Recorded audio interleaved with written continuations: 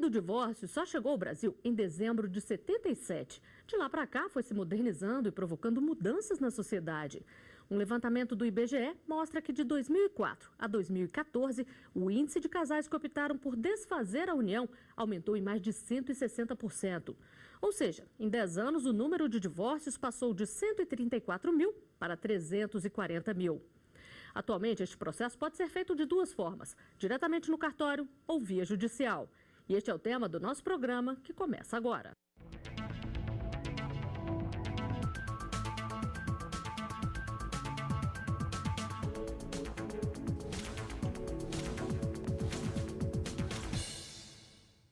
No artigo 5º de hoje, vamos falar sobre o que mudou ao longo dos anos na lei do divórcio.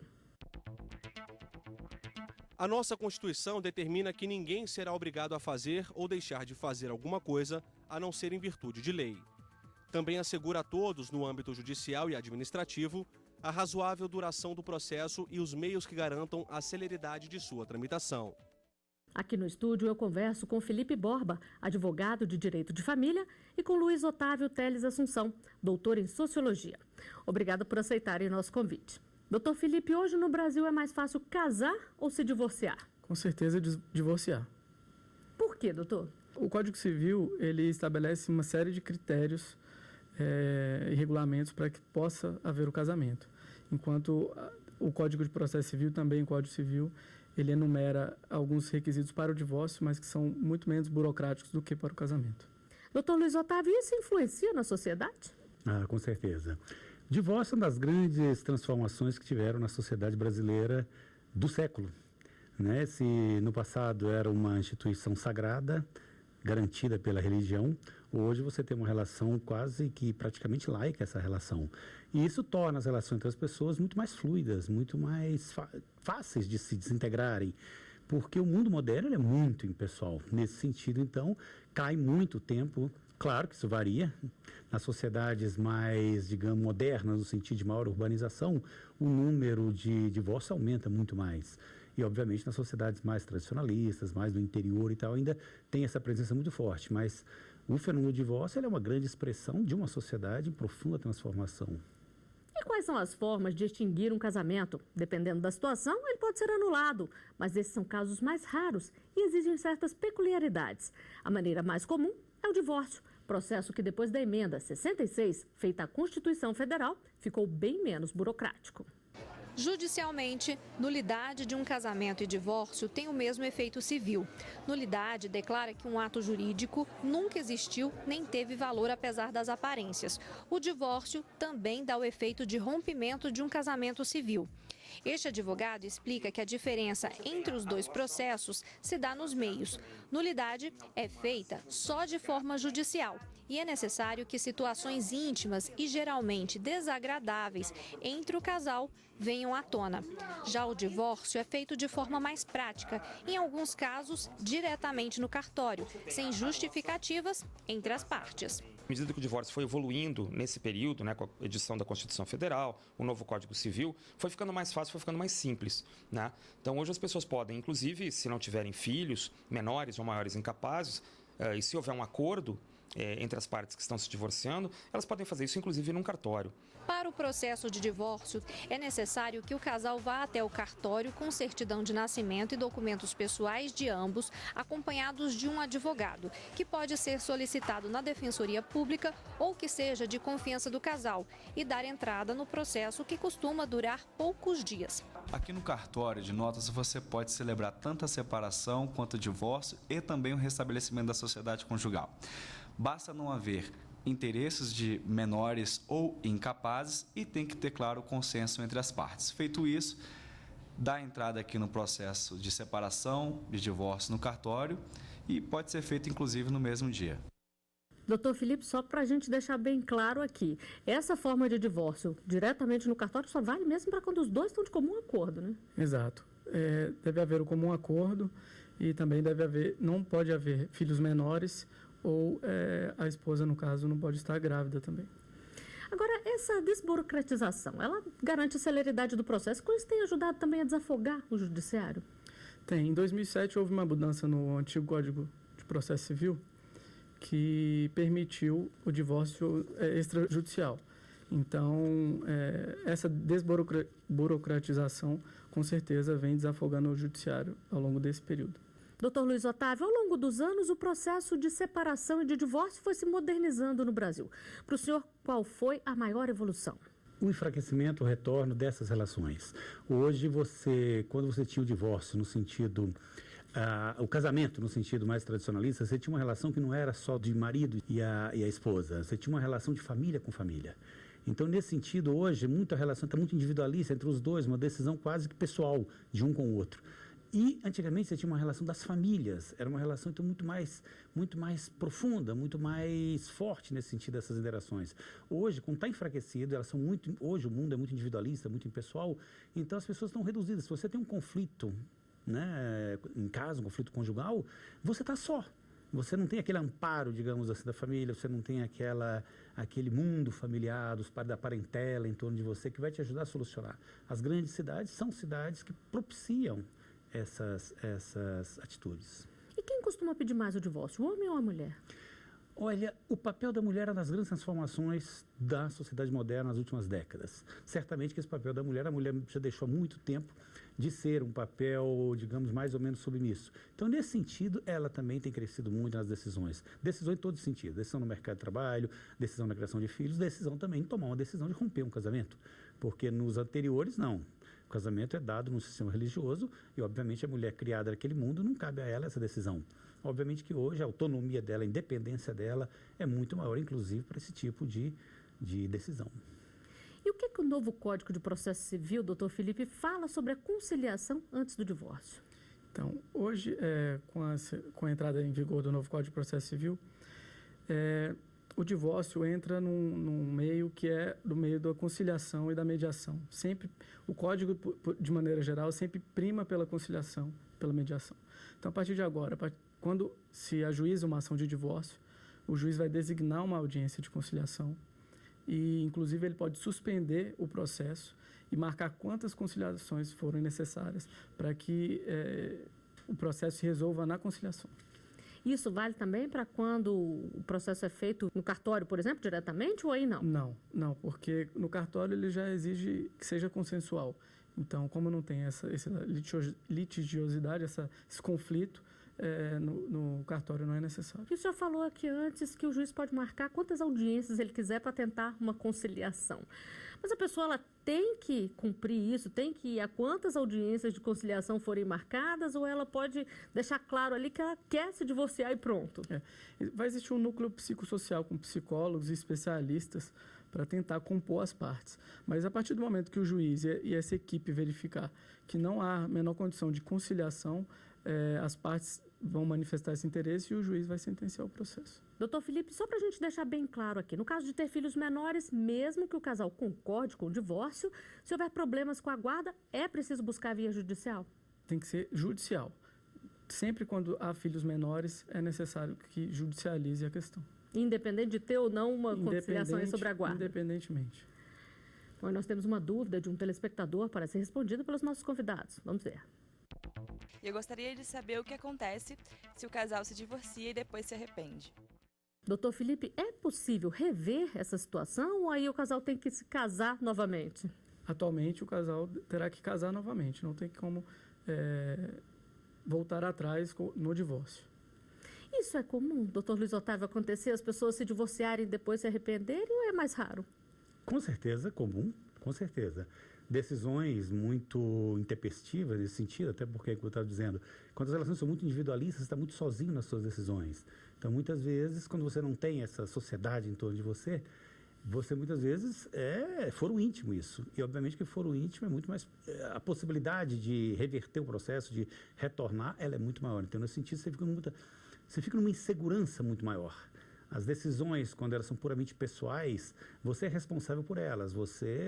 Enfim, ela passa pela sua particularidade. Nesse sentido também, a negação daquilo que você fez também vai ser mais intensa também. Doutor Luiz Otávio, outra novidade do novo Código de Processo Civil é a volta da separação judicial, que havia sido praticamente extinta com a Emenda Constitucional 66. Isso para o senhor ajuda a evitar o arrependimento entre os casais? Com certeza, né? Eu acho que uma sociedade onde esse individualismo é tão exacerbado tem um espaço muito maior para a tentativa das relações mais tolerantes entre as pessoas. Então, nesse sentido, evitar o máximo que for possível que isso chegue à dimensão judicial. Isso é uma característica de sociedades onde as pessoas são muito anônimas, muito individualistas, o número de pessoas que moram sozinhas é cada vez maior, o número das pessoas, esses laços familiares são cada vez mais fragilizados. Então, nesse sentido, é um mundo que você tem que trabalhar muito a ideia de multiculturalismo, a ideia de tolerância uns com os outros. Obviamente que isso vai se refletir também nessas relações conjugais e no divórcio também. E do ponto de vista judicial, doutor Felipe, essa volta aí da separação judicial é considerado um retrocesso ou é importante?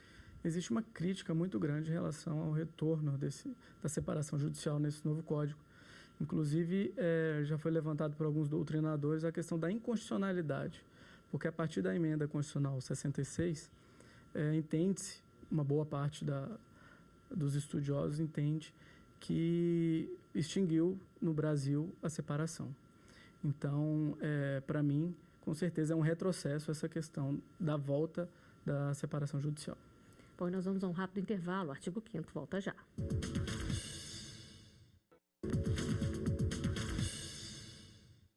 Estamos de volta com o artigo 5º. No programa de hoje, a gente conversa sobre a evolução da lei que possibilita o divórcio no Brasil.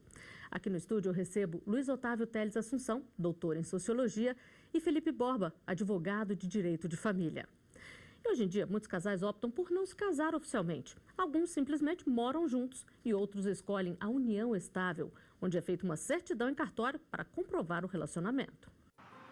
Há 13 anos, Júlio e Simone moram juntos. Simone conta que o fato de não ser casada no civil não muda a seriedade e fidelidade do relacionamento. Não vejo diferença no seu papel, que eu acho que é muito mais importante a consciência, né? O casal só sentiu necessidade de fazer uma certidão que comprova a união estável há 11 anos, quando foram fazer adesão a um plano de saúde. Além disso, o documento também garante os mesmos direitos que um casamento civil, em caso de uma eventual separação ou morte.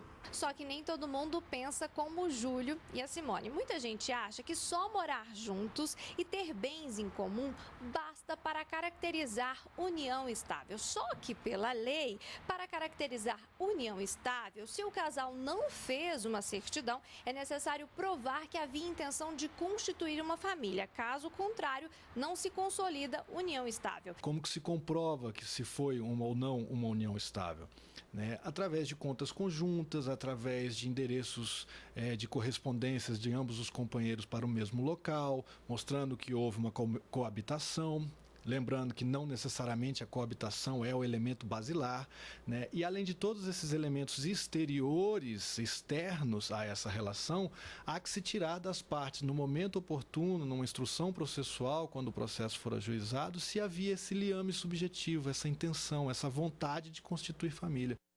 Doutor Felipe, a gente já viu aí como é para formalizar a união estável.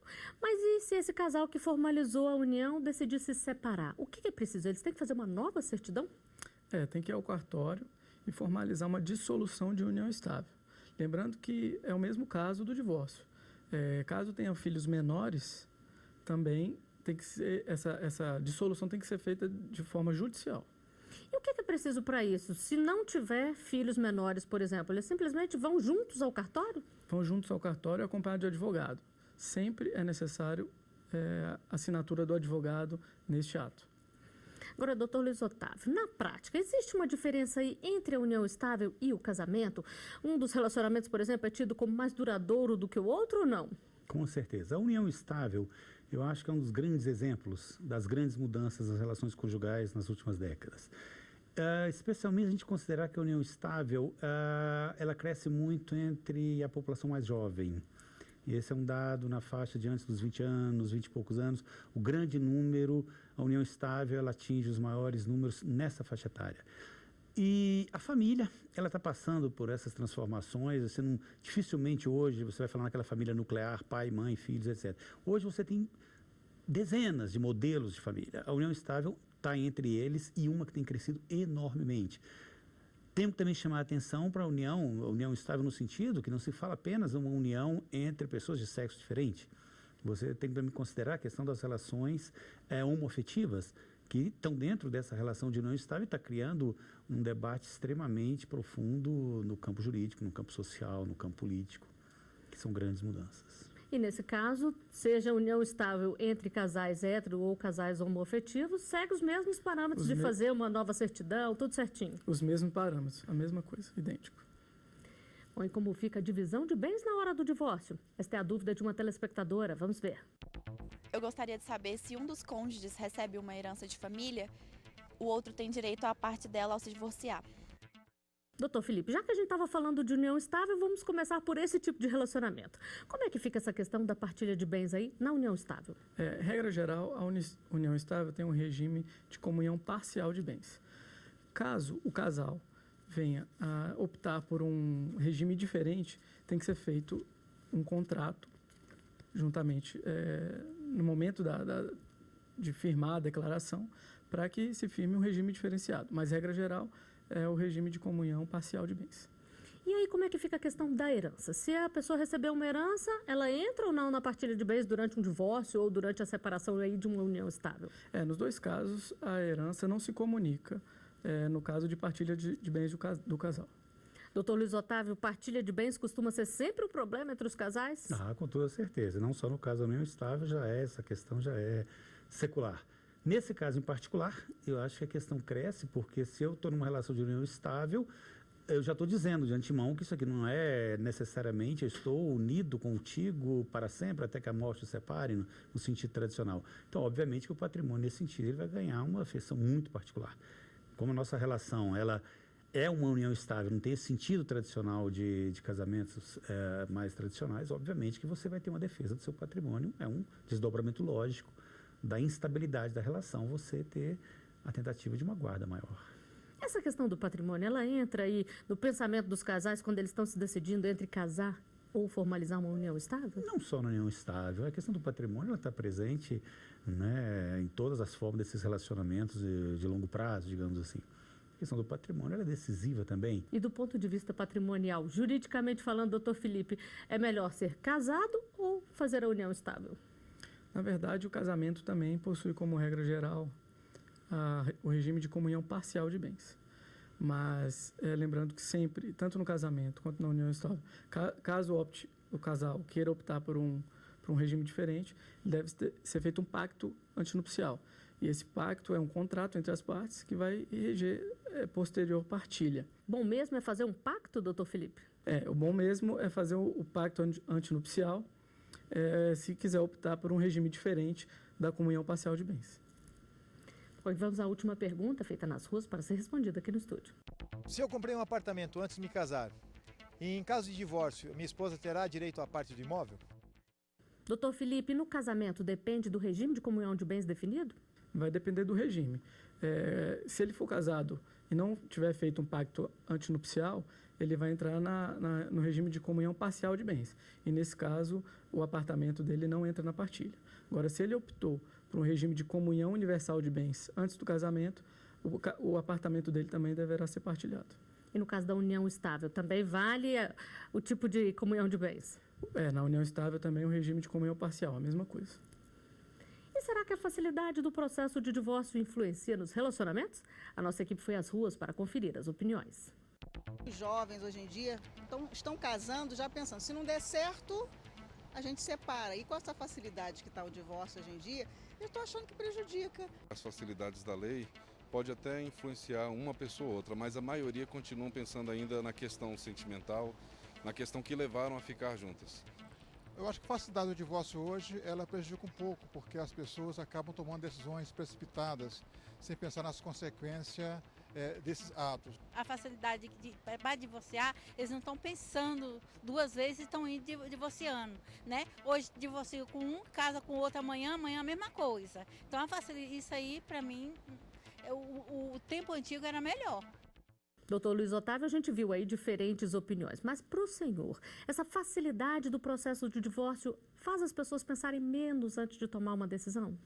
Acho que uma coisa que é importante a gente talvez ficar claro, essa facilidade do divórcio, ela não é causa, ela é consequência de um processo. Não é que o divórcio seja mais fácil, é que as relações entre as pessoas são mais frágeis no mundo. Uma relação hoje de Um pai com o filho, muitas vezes você encontra o pai ou a mãe com o filho, você encontra no final de semana, sai de manhã cedo, encontra à noite, é uma relação muito rápida, as pessoas não sabem onde os outros estão, com quem está se relacionando. Então, toda essa situação social, ela vai se refletir no campo jurídico. O aspecto jurídico, a dimensão jurídica, ela não é apenas uma norma, ela reflete valores de uma sociedade, ela reflete fatos de sociedade.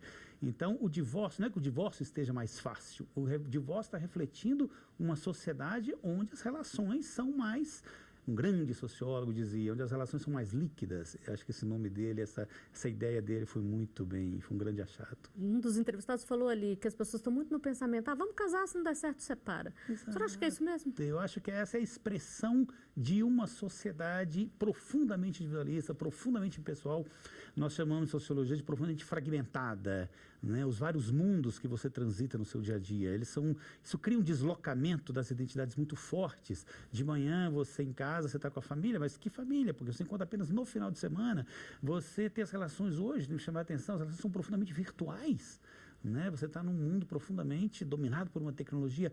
O que isso reflete numa relação entre casais? Essa virtualidade das relações, esse pouco contato entre eles, trabalha de dia, à noite estuda, enquanto no final de semana chega cansado, final de semana tem... Enfim, toda essa sociedade, o direito vai tentar cristalizar isso de uma forma jurídica.